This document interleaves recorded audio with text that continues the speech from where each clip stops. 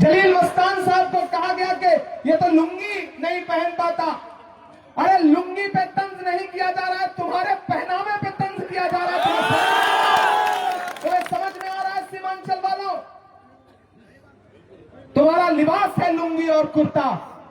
अपने लिबास पर, अपने खाने पीने पर, अपने बुजुर्गों पर, अपने घर के बड़ों को कोई परदेसी आके गाली दे और सुनोगे? ये नहीं चलना चाहिए। इलेक्शन होते रहेंगे, सियासत होती रहेगी, लेकिन इतना हक किसी को मत दो कि तुम्हारे ही लोगों के जेब से पैसा निकाल करके हेलीकॉप्टर में तेल भरवा के तुम्हारी सभाओं में आकर के तुमसे ताली बजवा करके तुम्हारे बुजुर्गों और तुम्हारी पहचान को गाली दी जाए। ये मत होने दो, ये मत होने दो। मैं बहुत दर्द में ये बात कह रहा हूं। जब मैंने सुना कि जलील मस्तान साहब की लुंगी और उस पे तंज किया गया, तो मैंने कल खड़े होकर के अमौर में कहा था कि परदेसी मेहमानों, सीमांचल के बेटों को गाली देना बंद करो, सीमांचल के बुजुर्गों को गाली मत देना बंद करो। तुम्हारी शेरवानी तुमको मुबारक, हमारा कुर्ता लुंगी हमको मुबारक। गाली देना बंद करो, यह बर्दाश्त नहीं किया जाएगा। तुम्हारी बिरयानी तुमको मुबारक, हमारा पंता भात हमको मुबारक। यह बर्दाश्त नहीं किया जाएगा, नहीं किया जाएगा। और मेरे नौजवान साथियों, मैं तुम्हारी गैरत को पुकारता हूं। सोशल मीडिया पे जिसका जो मन आएगा, रुकनुद्दीन साहब को गाली देंगे, सुभान साहब को गाली देंगे, इमरान प्रतापगढ़ी को गाली देंगे। और तुम सुनते हो शाहरुख खान की फिल्म का डायलॉग है कि बेटे को हाथ लगाने से पहले बाप से बात कर।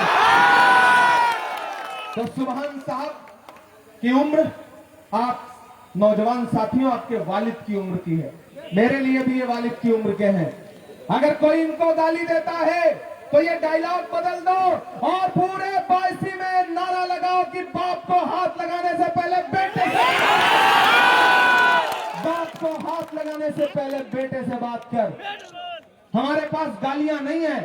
हम कह रहे हैं कि सरकार बनी तो मेरी माओ बहनों, जैसे ही सरकार बनेगी 14 नवंबर को, 2 महीने के अंदर 14 जनवरी से पहले एक एक औरत के अकाउंट में सरकार 30,000 रुपया एक साथ डालने का काम करेगी। हमारे मैनिफेस्टो में गाली नहीं है। कितना हजार?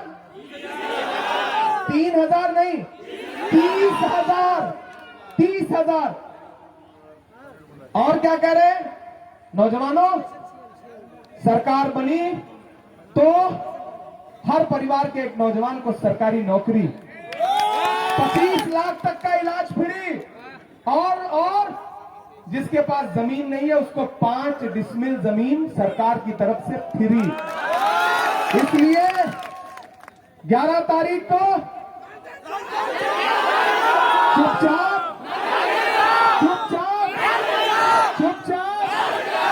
पूरे अमौर में, पूरे सीमांचल में नारा लगाओ कि परदेसी मेहमानों, हमारे बुजुर्गों को गाली मत दो, गाली दोगे तो ठीक नहीं होगा। जीत का माला पहना दो,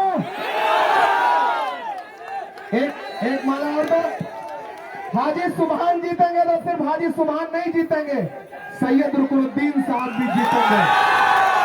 और मैं आपसे वादा कर रहा हूं रुकनुद्दीन भाई, कल मेरी संजय और तेजस्वी जी से बात हो रही थी। सरकार बनने दीजिए, आपने जो कुर्बानी दी है इसका बदला आपको मिलेगा, आपको कुछ न कुछ इंशाल्लाह जरूर दिया जाएगा। बहुत शुक्रिया। मेरी बात सुनिए, हेलीकॉप्टर उड़ना है, दायरे में सिमट के आएगा, हर रवायत से हट के आएगा, आंधियों को जरा खबर कर दो, शेर वापस पलट के आएगा।